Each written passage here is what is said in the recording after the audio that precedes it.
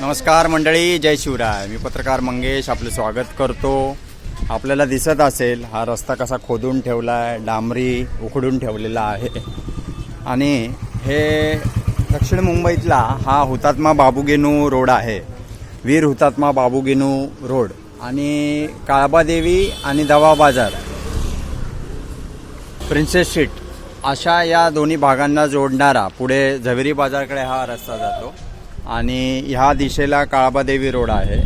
आणि हा महत्त्वाचा रोड असा खोदून ठेवलेला आहे. आणि जे बॅरिगेट्स आहेत, संरक्षक बॅरिगेट्स, ते असे खाली खड्ड्यात पडलेले आहेत. ते ॲक्च्युली ह्या बॉर्डरला ठेवले जातात जेणेकरून काय अपघात होऊ नये, कोणी पडू झडू नये म्हणून. परंतु ते सगळे बॅरिगेट्स तुम्ही बघू शकता, शेवटपर्यंत सगळे ते खड्ड्यात पडलेले आहेत. एकही बॅरिगेट्सवरती ठेवलेला नाही जे मध्ये रोडवर असायला हवेत. डावीकडे आपण बघितलं तर बिल्डर लॉबीने घेतलेला भूखंड आहे, तिकडे हे निळा पत्रा लावलेला आहे.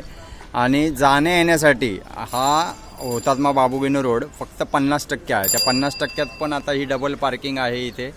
आणि डबल पार्किंग असताना जर दोन्हीकडून गाड्या आल्या किंवा मोठी गाडी आली तर पादचारी जे चालणारे आहेत त्यांना देखील मुश्किल होऊ शकतं.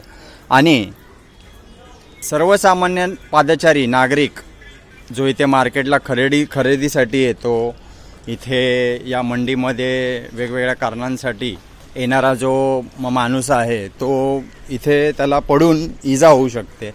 आणि ही बेफिकिरी बृहन्मुंबई महानगरपालिकेच्या अधिकाऱ्यांची आहे. अद्या 2.5-3 वर्ष प्रशासनाची सत्ता होती BMCवर. आता नुकत्याच निवडणुका झालेल्या आहेत आणि सत्ताधारी बसलेले आहेत. महापौर आहे. आता बघा, आता ही बाईक आणि टॅक्सी गेली आणि पादचारी होता त्याला सर्कस करूनच चालत यावं लागलं. आपण या दिशेने बघितलं तर ही अशी परिस्थिती आहे. आणि खूप रिस्क, अपघात प्रवण क्षेत्र झालेलं आहे हुतात्मा बाबूगेनू रोड. तर आता महापौर आहेत भाजपाचे सत्ताधारी, या अशा समस्यांकडं महापौर आणि BMCचे मुख्य आयुक्त भूषण गगराणी लक्ष देणार का त्यांना काय याची पडलेलीच नाही, फिकीरच नाही आहे.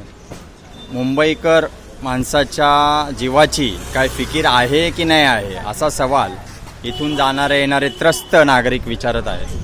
पायी जाणारे येणाऱ्यांना पडून गंभीर स्वरूपाची इजा तर होऊ शकते, परंतु 2 व्हीलर किंवा गाडी देखील इथे कलंडून पडू शकते आणि मोठा अपघात होऊ शकतो.